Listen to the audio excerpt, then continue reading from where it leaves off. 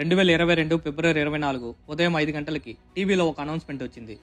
Russian president Putin మాట్లాడుతూ, ఉక్రెయిన్ను డీమిలిటరైజ్ చేయడానికి నేను ఒక స్పెషల్ మిలిటరీ ఆపరేషన్ పంపించాను. ఎవరైనా మాకు అడ్డు వస్తే చరిత్రలో ఇప్పటి వరకు చూడని విధ్వంసాన్ని చూస్తారు అని వార్నింగ్ ఇచ్చాడు. రష్యా అండ్ ఉక్రెయిన్ వార్ 3 ఏళ్లుగా జరుగుతున్న యుద్ధం ఇప్పుడు ముగిసిందా? అసలు ఈ యుద్ధం ఎందుకు స్టార్ట్ అయింది? ఉక్రెయిన్ నాటోలో జాయిన్ అవుతానడమే రష్యాకు ప్రాబ్లమా? ఇంతకీ నాటో అంటే ఏమిటి? అమెరికన్ ప్రెసిడెంట్ డొనాల్డ్ ట్రంప్ ఈ రెండు దేశాల మధ్యలో ఎందుకు ఇన్వాల్వ్ అవుతున్నాడు? అన్నింటికంటే ముఖ్యం, ట్రంప్ ఎందుకు యుద్ధం పేరు చెప్పి మన ఇండియా పైన టారిఫ్స్ని విధించాడు? రష్యా దగ్గర నుండి ఆయిల్ కొనడమే ట్రంప్కి ప్రాబ్లమా? అసలు నిజమేంటో ఈ వీడియోలో తెలుసుకుందాం. ఈ వీడియో చివరి వరకు చూడండి, చాలా ఇన్ఫర్మేటివ్గా ఉంటుంది. ఇంతవరకు సబ్స్క్రైబ్ చేసుకోకపోతే సబ్స్క్రైబ్ చేసుకోండి. 2014 సంవత్సరం ముందు వరకు ఉక్రెయిన్లో ఉన్న క్రిమియా అనే ప్రాంతం రష్యా కంట్రోల్లో ఉండేది. ఈ క్రిమియా ప్రాంతం రష్యాకి ముఖ్యమైన ప్రాంతం. ఎందుకంటే సముద్ర మార్గం నుంచి ఇతర దేశాలు రష్యా పైన అటాక్స్ జరిపితే ఈ క్రిమియా ప్రాంతం నుంచి ఎదురుదాడి చేయగలుగుతుంది. రష్యా నేవీ ఫోర్స్ మొత్తం ఆ చుట్టుపక్కలే ఉంటుంది. ఉక్రెయిన్ గవర్నమెంట్స్ కూడా అప్పటి వరకు రష్యాకి సపోర్ట్ చేస్తూ ఉండేవి. కానీ 2014లో ఉక్రెయిన్లో రష్యాకి సపోర్ట్ చేసే గవర్నమెంట్ ఓడిపోయింది. కొత్త గవర్నమెంట్ ఫామ్ అయింది. కొత్తగా వచ్చిన గవర్నమెంట్ నాటోకు సపోర్ట్ చేస్తే ఫ్యూచర్లో క్రిమియా ప్రాంతాన్ని కోల్పోవాల్సి వస్తుందని రష్యా క్రిమియాను ఆక్రమించింది. సింపుల్గా చెప్పాలంటే, ఉక్రెయిన్ అమెరికాతో కలిసి నాటోలో జాయిన్ అయితే క్రిమియా ప్రాంతం పోతుంది. రష్యా నేవీ బేస్ ప్రమాదంలో పడుతుంది అనుకున్న పుతిన్ వెంటనే రియాక్ట్ అయ్యి క్రిమియాను ఆక్రమించాడు. అంతటితో యుద్ధం ముగిసింది అనుకున్నారు. కానీ ఉక్రెయిన్ నాటోలో జాయిన్ అవుతానడంతో మళ్ళీ యుద్ధం స్టార్ట్ అయింది. ఇంతకీ నాటో అంటే ఏమిటి? 1949 ఏప్రిల్ 4 ఈ నాటో ఫామ్ అయింది. ఈ నాటోలో మొదట 12 దేశాలు ఉండేవి. ఈ నాటో ముఖ్య ఉద్దేశం ఏమిటంటే, ఆర్టికల్ 5 ప్రకారం 12 దేశాలలో ఏ ఒక్క దేశం పైన ఎవరైనా అటాక్స్ చేస్తే ఆ 12 దేశాలు కలిపి ఆ దేశం పైన అటాక్స్ చేస్తాయి. ఈ నాటో ఎందుకు ఫామ్ అయింది? 1922 నుండి 1991 వరకు సోవియట్ యూనియన్ ఉండేది. ఈ సోవియట్ యూనియన్ ఇప్పుడు 15 దేశాలు, కానీ అప్పుడు ఒకే కంట్రీలో ఉండేవి. ఉక్రెయిన్ కూడా సోవియట్ యూనియన్లో భాగమే. ఈ సోవియట్ యూనియన్ రష్యా కంట్రోల్లో ఉండేది. అప్పుడు రష్యా ప్రపంచ దేశాలన్నింటిలో ఒక సూపర్ పవర్గా ఉండేది. ఇలా రష్యా సూపర్ పవర్ అయితే అమెరికాకి ప్రాబ్లం అవుతుందని అమెరికా నాటోని ఫామ్ చేసింది.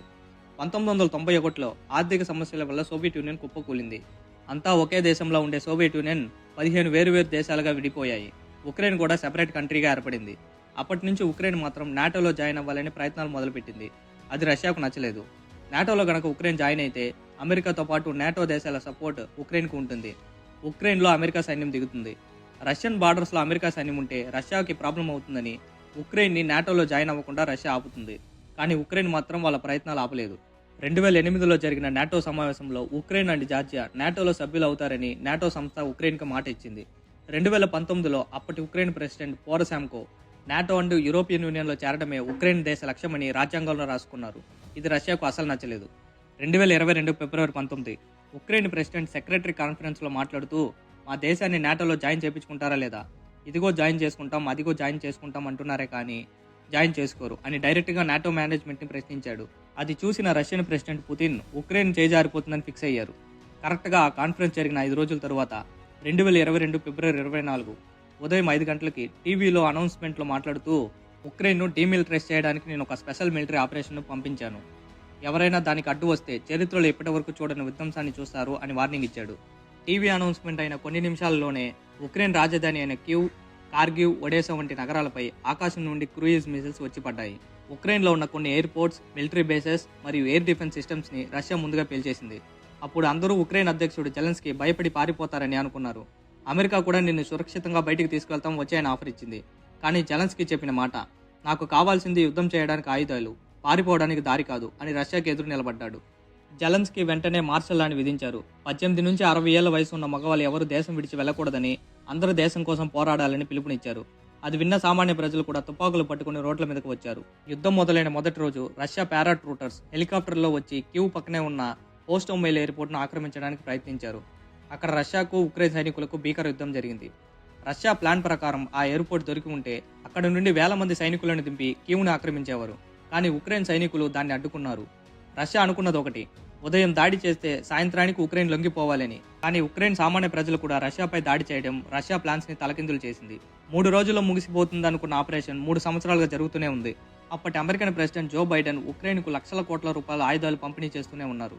ఈ సపోర్ట్ వల్లే యుద్ధం కొనసాగుతూ వచ్చింది. యుద్ధం జరుగుతూనే ఉంది. వేల మంది చనిపోయారు. ఉక్రెయిన్ నగరాలు బూడిదయ్యాయి. కానీ ఎవరు గెలవలేదు, ఎవరు ఓడిపోలేదు. దీన్నే స్టేల్మెట్ అంటారు. కానీ 2025లో అమెరికాలో ట్రంప్ పవర్లోకి వచ్చారు. ట్రంప్ యుద్ధం మధ్యలో రావడానికి 3 ప్రధాన కారణాలు ఉన్నాయి. 1, అమెరికా ఉక్రెయిన్కు లక్షల కోట్ల రూపాయల వెపన్స్ని సప్లై చేస్తున్నారు. ఆ డబ్బుతో అమెరికాని బాగు చేసుకోవచ్చు కదా అనేది ఆయన వాదన. 2, ఈ యుద్ధం ఇలాగే కొనసాగితే రష్యా న్యూక్లియర్ వెపన్స్ని వాడే ఛాన్స్ ఉంది. ఇది జరిగితే అమెరికాకే ప్రమాదం. 3. అమెరికాకు అసలైన శత్రువు రష్యా కాదు, చైనా. అమెరికా రష్యాతో గొడవ పడితే రష్యా వెళ్ళి చైనాకి క్లోజ్ ఫ్రెండ్ అవుతుంది. ఈ రెండు దేశాలు కలిస్తే అమెరికాకు డేంజర్. అందుకే రష్యాతో గొడవ ఆపేయాలనేదే ట్రంప్ ప్లాన్. ఈ యుద్ధం ఆపాలంటే రష్యన్ ప్రెసిడెంట్ పుతిన్ 2 కండిషన్స్ పెట్టారు.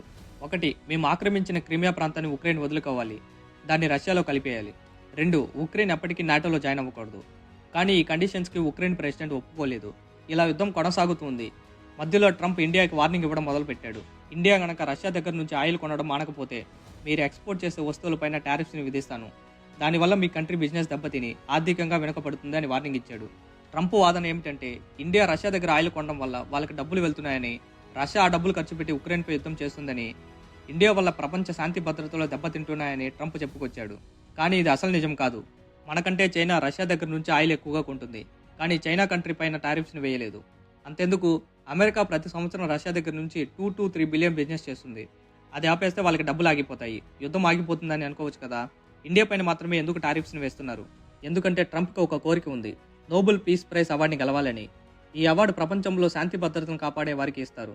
ఇది ఎక్కడ మొదలైందంటే ఇండియా పాకిస్తాన్ యుద్ధం ఆపరేషన్ సింధూర్ అప్పుడు మొదలైంది. 2025 ఏప్రిల్ 22 జమ్మూ కాశ్మీర్లో పెహల్గాంలో ఉగ్రవాదులు టూరిస్టులపై దాడి చేశారు. ఇందులో 26 మంది సామాన్య ప్రజలు చనిపోయారు.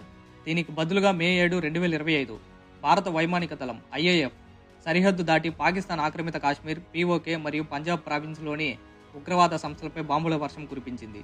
కొన్ని రోజుల తర్వాత యుద్ధం ఆగిపోయింది. Pakistan prime minister Donald Trump వల్లే యుద్ధం ఆగింది. డొనాల్డ్ ట్రంప్ మధ్యలో ఇన్వాల్వ్ అవ్వకపోతే ఈ యుద్ధం అణుయుద్ధంగా మారి 3వ ప్రపంచ యుద్ధానికి దారి తీసేది.